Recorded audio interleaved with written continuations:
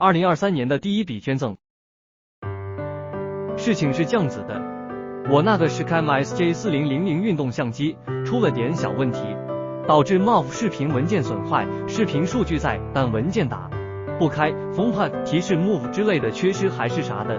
毕竟用了9年的机器了，偶尔出点小问题倒也正常。于是开始上网搜索 MOV 修复工具，确实有很多 MOV Repair 等等，非常多。他们的共同点就是收费。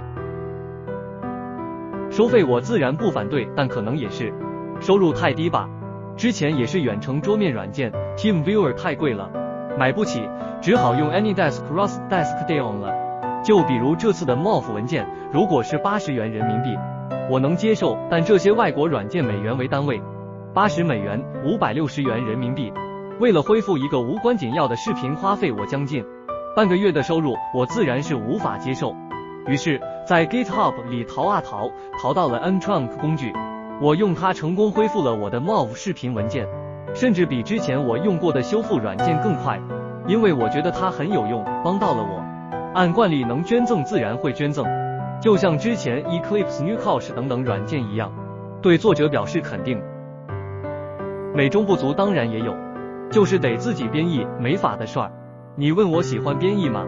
No， 我不喜欢，因为可能会遇到很多大坑，最后忙活半天白忙活，那感觉简直糟糕透顶。Ntrunk 的编译很简单，有个 Makefile， 作者写好了的，直接 make 一下就行。Ntrunk 的图形界面 Ntrunk GUI 用到了 Libui， 这个我的 Debian 仓库里没有，需要自己添加，添加完同样的 Make Ntrunk GUI 即可。这些相信对会 C++ 的朋友们来说不是帅，但或许这感觉就像是我把 Java 模块化编译的命令拿给我不会 Java 的同学看一样，还是一脸懵逼吧。